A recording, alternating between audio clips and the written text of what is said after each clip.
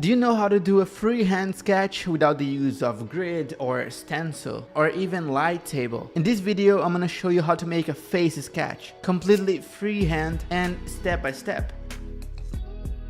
To create realistic drawings, I use a method called the construction routine, and sketching is a subject of the first stage of it, also known as proportion. For the drawing to look realistic, you need to follow 3 more steps. So if your drawings are not turning out realistic, it's probably because you're not familiar with the construction routine steps yet. And if you use this technique, your drawings will look like a photograph in much less time. There's a video in my website explaining everything about that. Just click on the website link in the description or go to drawingbooster.com to understand this technique.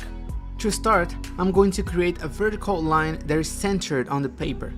The line doesn't have to be perfectly straight, just do the best you can. This line will serve as a base for the center of her face. Next, I'm going to divide this line into 3 equal parts. This will serve as measurement from the chin to the forehead.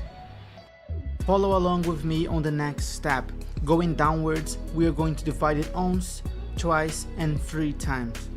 And from this mark upwards, we are going to structure where the eyes will be, and create 2 additional rectangles of equal size on each side. For the nose, I'll complete the rectangle down to the bottom line. And for the bottom section, I'm going to divide it in half, and above that, I'll make 2 centered lines. On the first and the last rectangle where the eyes will be, I'm going to draw a vertical line that goes down to the height of the chin. On an average person, the mouth would be more or less the size of this line from one side to the other. However, it's just a standard and people are not all the same. So in your sketches, you need to adjust to each individual.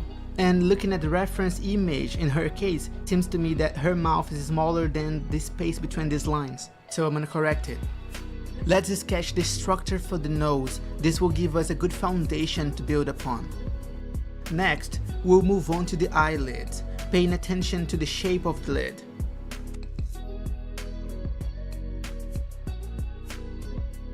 Now on the right side.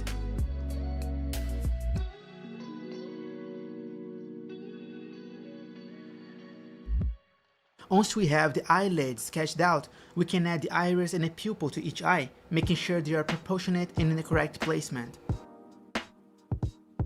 And this line should be something like this. We don't need it anymore, so I'm gonna erase it on the right side and also on the left side. For the pupil, we have to do 2 centralized circles. From here, we will refine the shape of the top eyelid.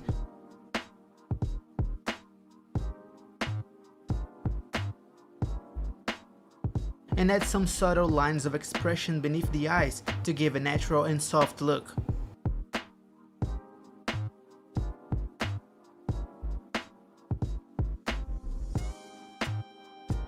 The next thing we're gonna do is create the shape for the eyebrows on the left side and also on the right side.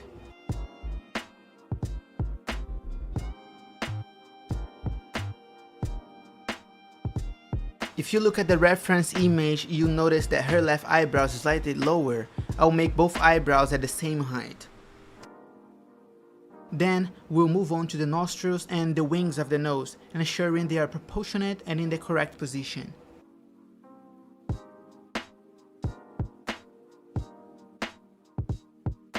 Once those are in place, we can sketch the lines for the lips, starting with the middle of the lower lip, then moving on to the bottom lip, and finally the upper lip. It's important to make sure the shape is similar to her mouth.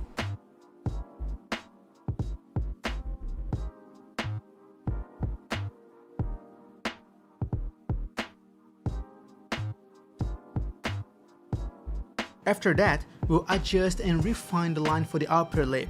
Make sure it's a smooth curved line.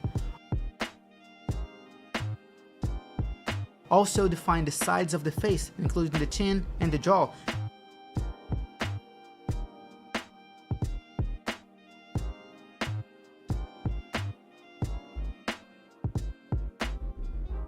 And erase any measurement lines that are no longer needed.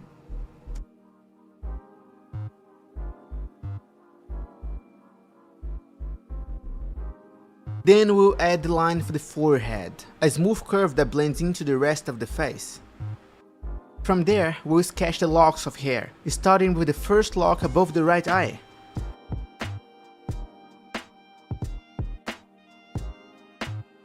And then moving to the left side of the head.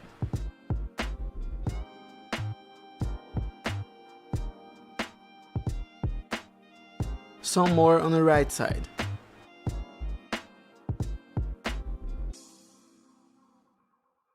I'll bring her top eyelid a little bit down.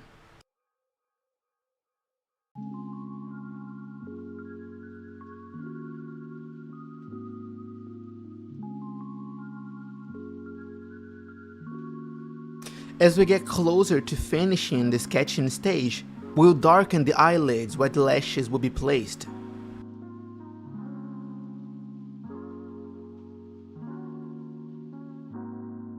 Let's mark where will be the highlights.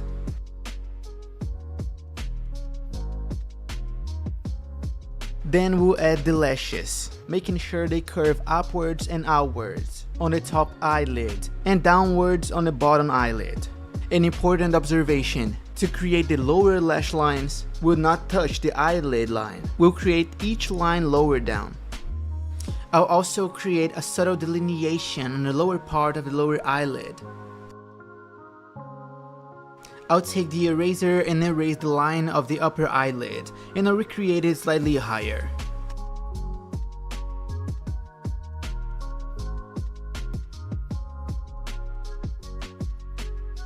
I'll do the same thing on the right eye. I'll draw the eyelashes on the upper eyelid, the lower eyelashes as well, and I'll darken that upper eyelid line a bit more.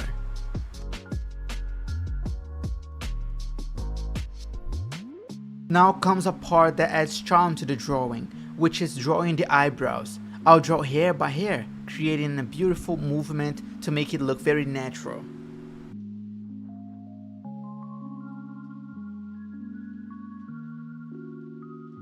On the right side, the same thing applies. The difference is that on the left eyebrow, hairs gradually change the angle to the left. Here, we'll make the hairs gradually tilt to the right.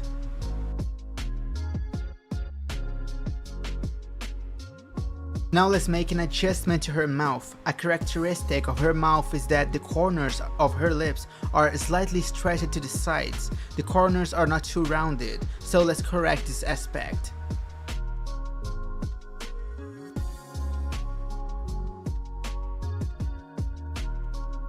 Before adding more details to the face, I'll work on these two strands of hair for a while. Draw both ears and draw the contour of the neck. In my sketches, I like to do a pre-shading, which involves basic shading only in the darker areas. This stage is important to ensure that the values and depths are in the correct places, and also for achieving the proper shaping.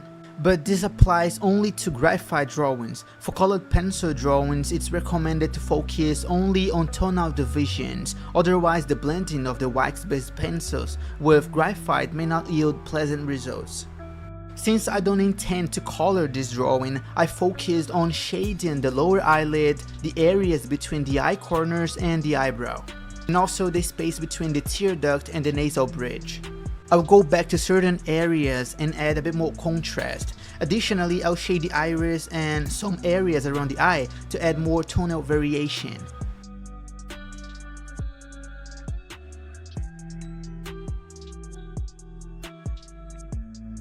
I'll repeat the same process on the left eye, applying the same shading in the same areas as I did previously. We shouldn't forget to fill in the pupil right away. It should always be as dark as possible. And speaking of the pupil, if you have marked where the highlights will be and this is located within the pupil, you need to fill it in carefully to not go beyond the highlights boundary.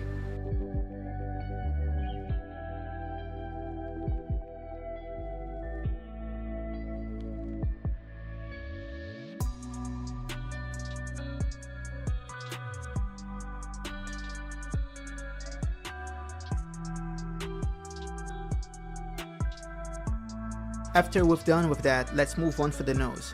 I will apply black shading to the nostril openings, and I'll darken the lines on the nose wing. Another thing I'm gonna do is I will apply a basic shading around the tip of the nose.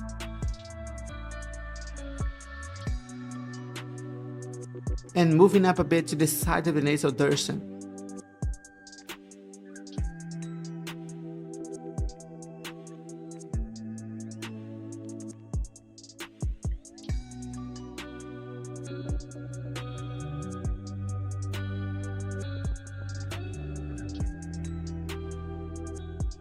Yeah, the result turned out well. Now let's move on to the mouth. I'll start by shading the corners of the lips.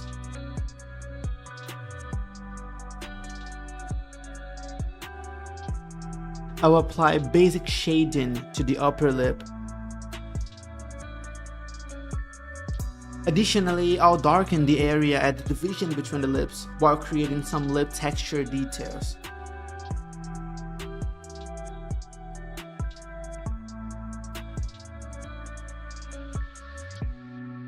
Great! To finish the upper lip, I'll add some more layers to the right side. And also on the left side. Now the philtrum above the upper lip.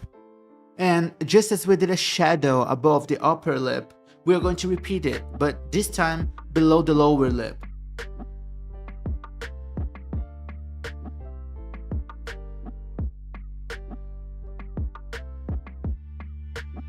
Now I'm going to add a few more details, but this time on the lower lip.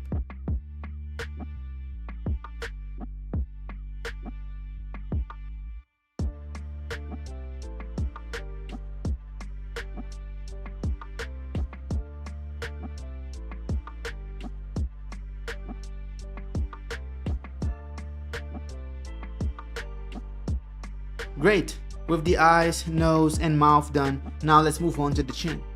Now I'm going to create a light layer that extends from the chin to the left side of the face.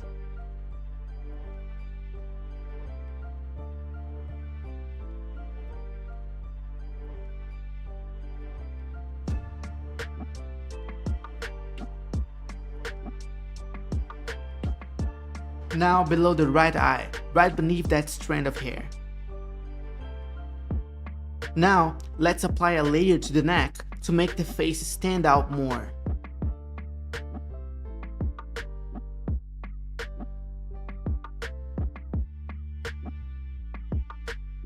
Great! I'm going to work on the top part of her hair as well.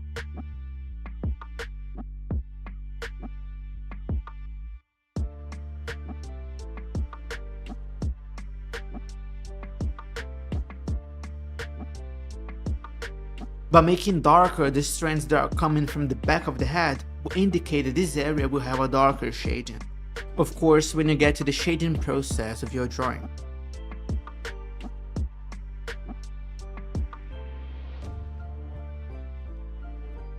Now I'm going to create the dark regions between the hair strands and add some basic texture lines to represent the individual hair strands.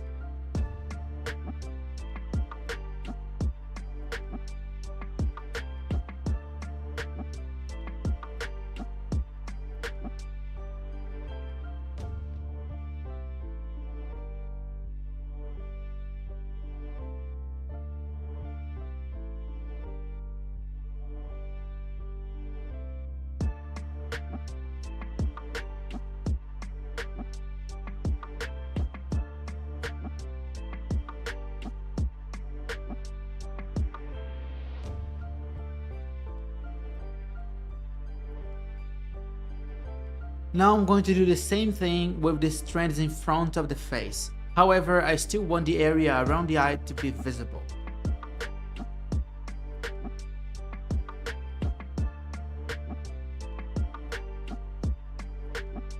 I'm going to add some darker details to enhance the contrast.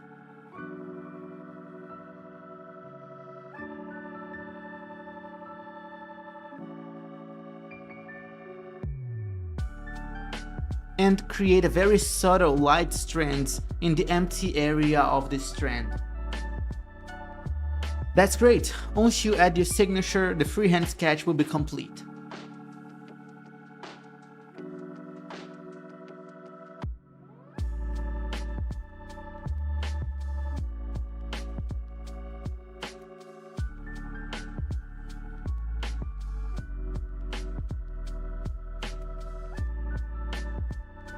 Yeah, that's it. And what if you wanted to add shading to this sketch? I would recommend you to learn the construction routine for this. So check out my website in the description. I am already choosing the topic for our next video. So stay tuned, as I could post it at any moment. I hope you enjoyed the video and I see you next time.